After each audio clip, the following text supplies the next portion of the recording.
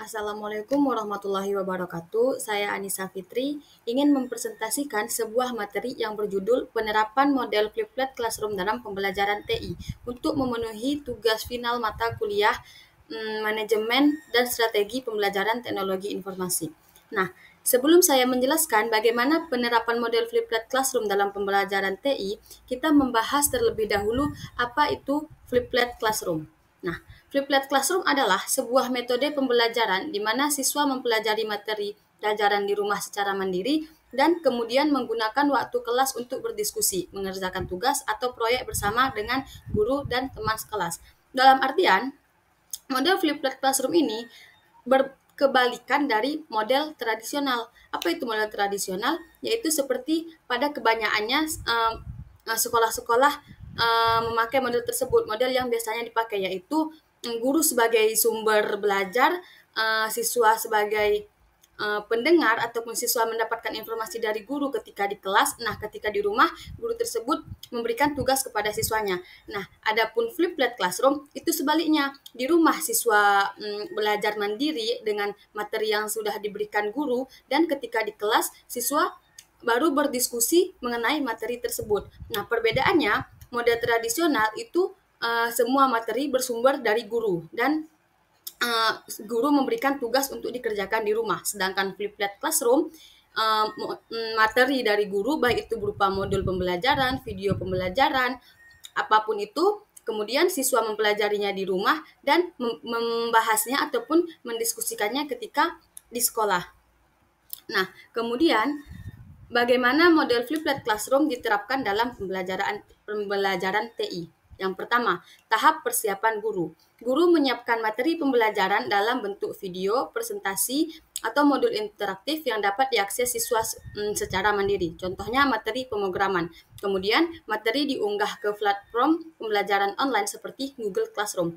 Nah, yang pertama itu tahap persiapan dari guru. Guru menyiapkan video, presentasi, ataupun modul pembelajaran, kemudian menguploadnya, mengunggah materi tersebut ke platform pembelajaran online seperti Google Classroom. Nah, seperti yang kita pakai sekarang itu ada Sevima ataupun Edlink. Dosen biasanya mengunggah materi, mengunggah modul video ke Edlink. Kemudian siswa mengaksesnya ketika di rumah ataupun dimanapun berada untuk mempelajari materi tersebut. Kemudian tahap yang kedua yaitu tahap belajar secara mandiri siswa. Nah, setelah modul diberikan, setelah materi diberikan, barulah siswa tersebut mengakses materi pembelajaran yang telah disiapkan guru di rumah ataupun dimanapun dia berada. Dia dapat mengulangi materi tersebut, mempelajari materi tersebut, ataupun membaca modul yang telah diberikan, mengerjakan ulang tugas-tugas yang ada dalam modul tersebut. Nah, itu tahap kedua, yaitu belajar mandiri siswa di rumah ataupun dimanapun dia berada. Tahap yang ketiga itu diskusi dan praktik di kelas. Nah, waktu di kelas itu digunakan untuk mendiskusikan konsep yang sulit, menjawab pertanyaan, dan menyelesaikan masalah yang muncul ketika belajar secara mandiri.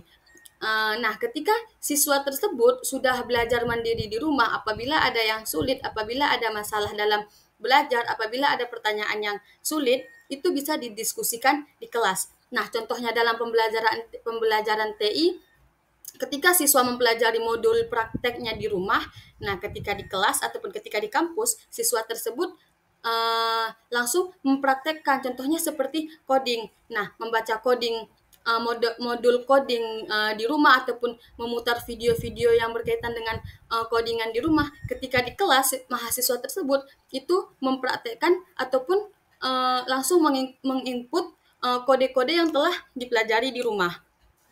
Nah, dalam penerapan model Flipped Classroom ini, itu pasti ada tantangannya. Yang pertama, akses teknologi. Nah, ini sudah jelas karena tidak semua siswa, tidak semua murid itu memiliki internet yang lancar. Contohnya seperti seseorang yang tinggalnya di pelosok atau di perkampungan.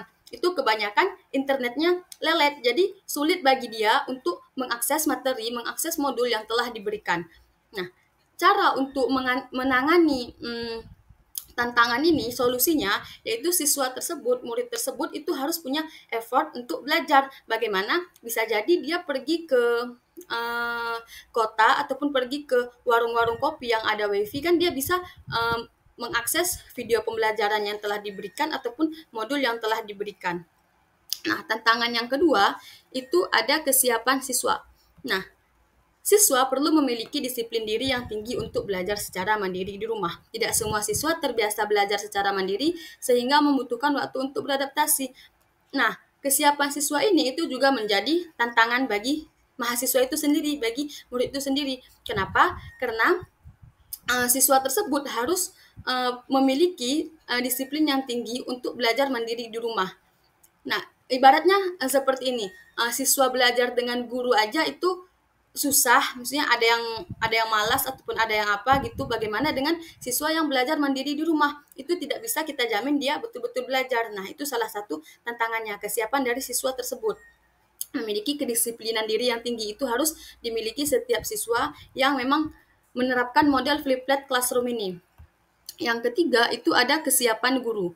Nah, pada kesiapan guru ini, guru perlu memiliki keterampilan teknis yang cukup untuk membuat materi pembelajaran online dan menggunakan platform pembelajaran. Nah, maksud dari kesiapan guru ini kan guru memberikan materi berupa modul atau video atau presentasi. Nah, di situ guru harus memiliki keterampilan teknis yang cukup untuk membuat materi yang efektif, untuk membuat materi yang mudah dipahami oleh siswa, yang materi yang lengkap. Nah, itu termasuk kesiapan guru. Tidak semua guru mampu menggunakan platform online gitu, apalagi guru-guru yang sudah berumur itu kemungkinan susah baginya untuk misalkan membuat video presentasi ataupun membuat modul secara interaktif.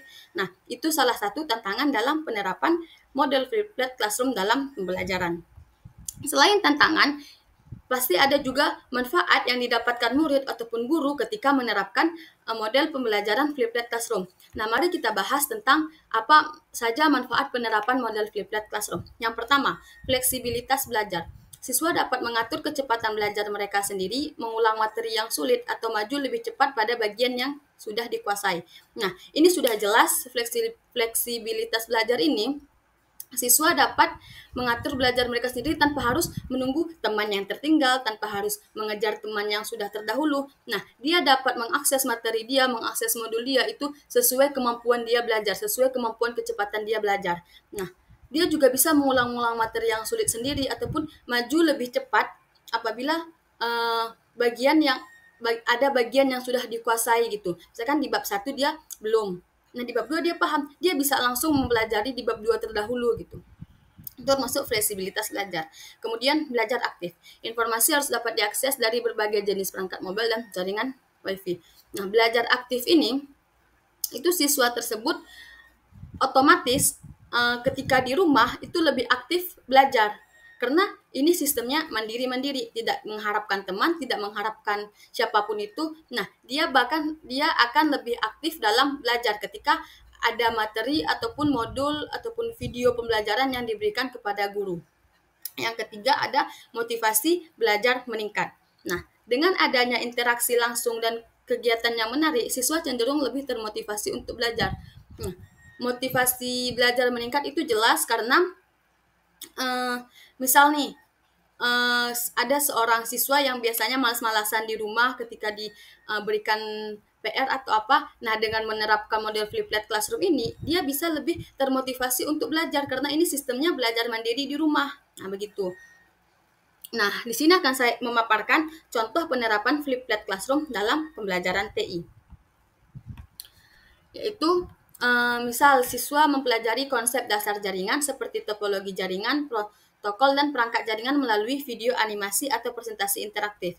Nah, siswa tersebut juga mengikuti kuis online atau menguji pemahaman. Nah, si guru menyiapkan sebuah modul ataupun sebuah video animasi tentang konsep-konsep dasar jaringan. Nah, dalam modul tersebut, dalam video tersebut itu ada kuis. Nah, siswa tersebut bisa mengikuti kuis online untuk menguji pemahaman yang sudah seberapa paham dia sudah mempelajari modul yang telah diberikan. Ketika keesokannya di kelas, siswa tersebut bisa langsung merancang atau membangun jaringan mini di laboratorium komputer. Nah, ketika sampai di lab kampus, itu siswa tersebut bisa langsung merancang jaringan. Nah, guru dapat memberikan skenario permasalahan jaringan yang harus dipecahkan oleh siswa secara berkelompok. Buat kelompok untuk membuat sebuah jaringan komputer yang menggunakan kabelan atau apapun itu. Kesimpulannya, yaitu penerapan flipped classroom dalam pembelajaran TI memiliki potensi yang besar untuk meningkatkan kualitas pembelajaran.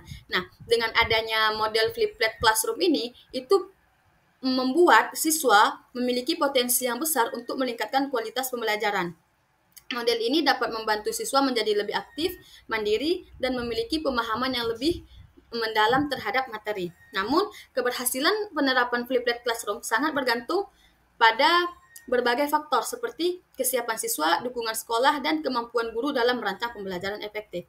Nah, dalam penerapan model flipped classroom ini, itu keberhasilannya bergantung dalam faktor kesiapan siswa. Siswa harus benar-benar siap memiliki sifat yang disiplin untuk belajar mandiri, dukungan dari sekolah seperti modul-modul yang diberikan untuk guru, dan kemampuan guru untuk merancang pembelajaran yang efektif.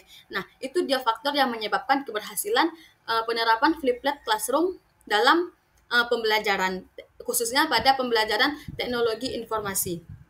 Nah, sekian penjelasan singkat dari saya mengenai penerapan flipped classroom dalam pembelajaran TI. Lebih dan kurang saya akhiri. Assalamualaikum warahmatullahi wabarakatuh.